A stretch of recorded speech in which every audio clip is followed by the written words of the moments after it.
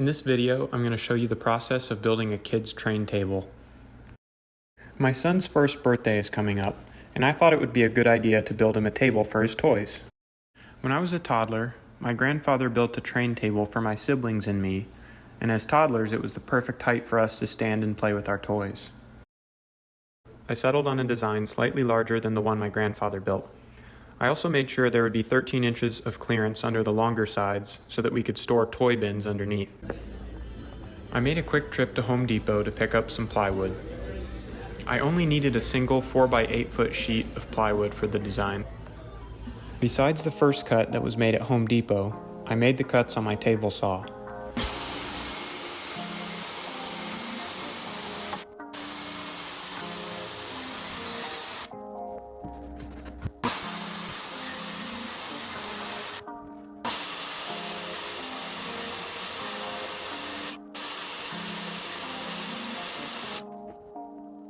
After the cuts were made, I drilled pocket holes along the underside of the tabletop.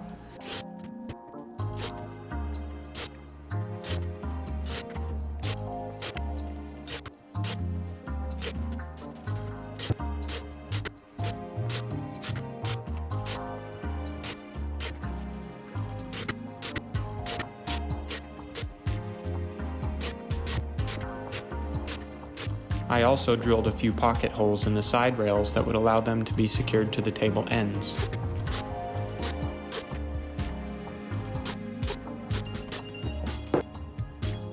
I then marked out some rounded edges on the table ends and cut them out with my jigsaw.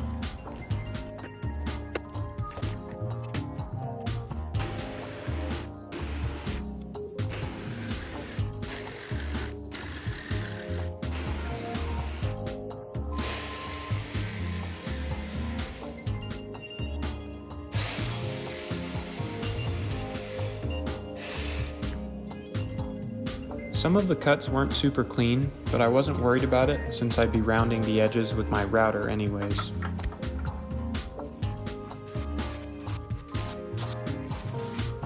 With all the pieces cut, I was ready to pull out my handheld router.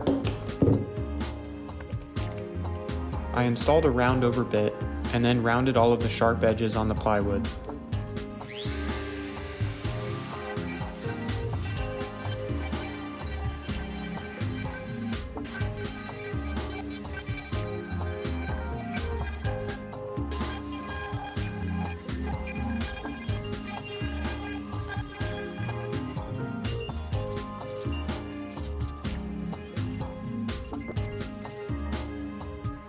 Next, I needed to fill in the rough edges on the plywood.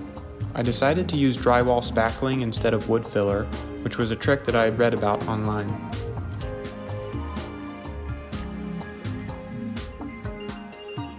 The trick worked surprisingly well. It dried faster than wood filler, and it was also easier to sand.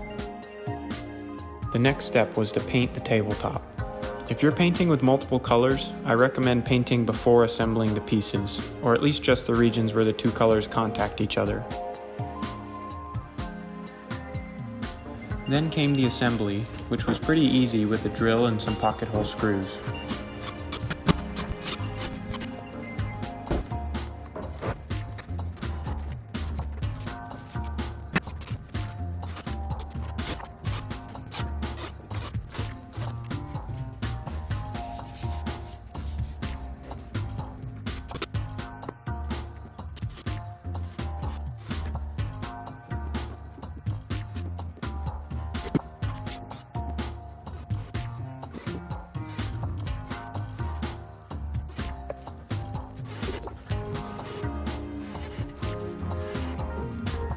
I also added an extra lateral beam, which was a tip from my structural engineering twin brother.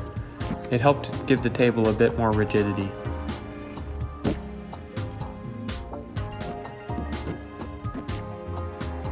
Then I went back through and filled in the gaps with more drywall spackling and glued in some pocket hole plugs to hide the screws.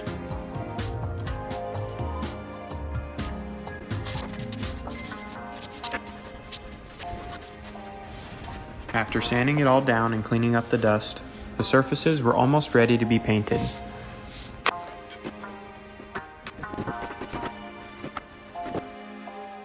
I laid down some painter's tape where the green tabletop meets the edges, and finally I began to apply the white paint.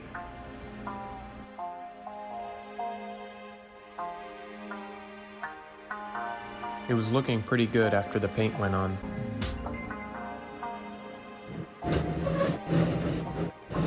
The last step was to protect the surfaces with the clear matte polyurethane. I was sure to use water-based poly as it would be safer for kids. I initially applied 3 coats, but I'm thinking it's going to need several more if I want it to last a few years.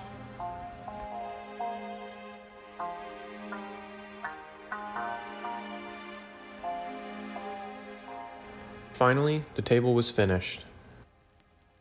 It was a great gift for my son on his birthday, and he'll have several years to grow into it.